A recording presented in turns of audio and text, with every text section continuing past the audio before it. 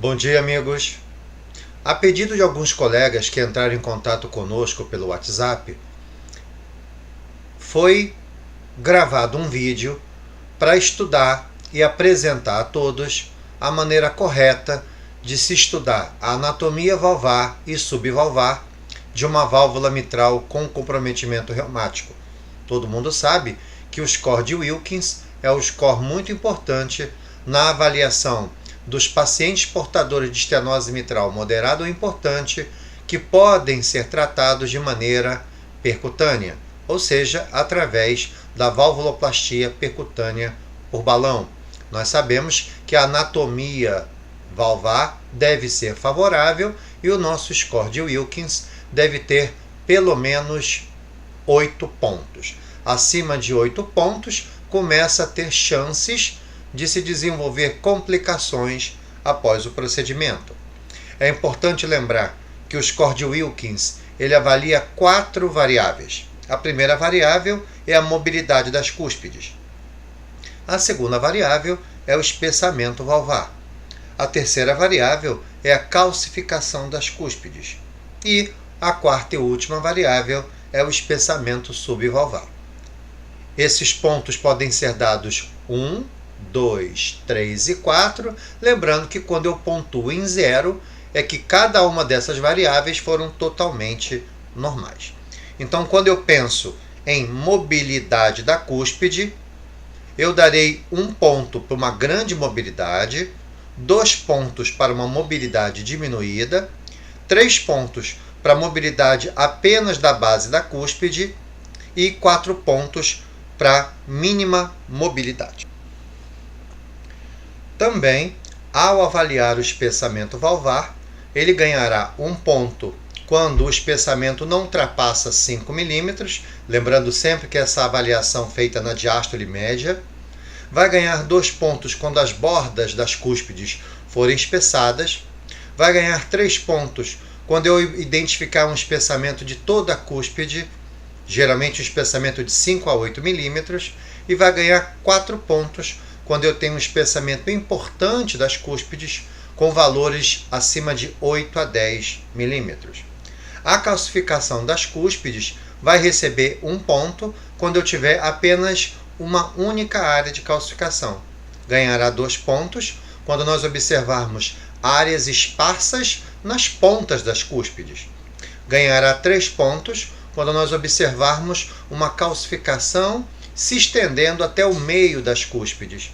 E ganhar 4 pontos quando eu tiver uma calcificação extensa das cúspides. Lembrando a grande importância do espessamento subvalvar, ganhará 1 ponto quando o espessamento acontecer de maneira mínima nas cordoalhas, 2 pontos quando o espessamento alcançar até 1/3 das cordoalhas, ganhará 3 pontos quando se observar o espessamento distal das cordoalhas e ganhará 4 pontos quando nós observarmos um espessamento extenso até a musculatura papilar.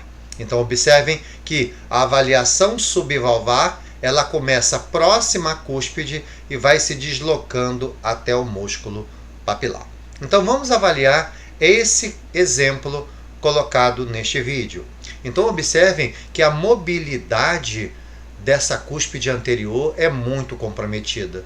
Observem que a cúspide posterior ela está totalmente tracionada para cima. Então, na verdade, a gente vai identificar que existe uma mobilidade, mas uma mobilidade geralmente da base das cúspides. Então, nós vamos dar no critério mobilidade das cúspides 3 pontos. Observem que o espessamento valvar, nós vamos dar um zoom na imagem e vamos medir o espessamento desse corpo. Observem que a base da cúspide ela está normal, apenas a ponta é comprometida.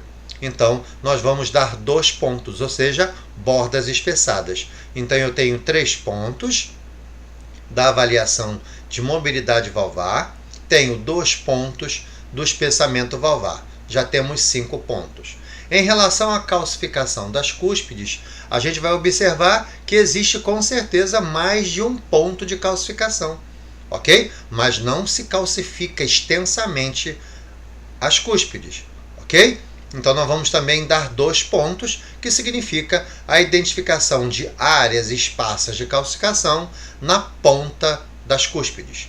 Então eu tenho 3 pontos de mobilidade, 2 pontos de espessamento, 5, com 2 pontos de calcificação, 7.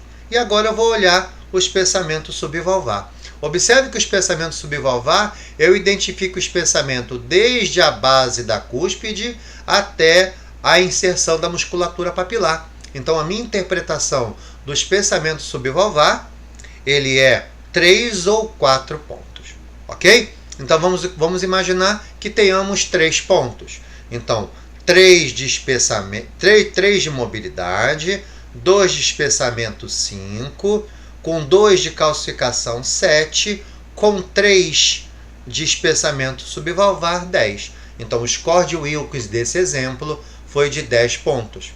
Obviamente, acima de 8 pontos, nós temos uma probabilidade maior de complicações após o procedimento de valvuloplastia percutânea por balão.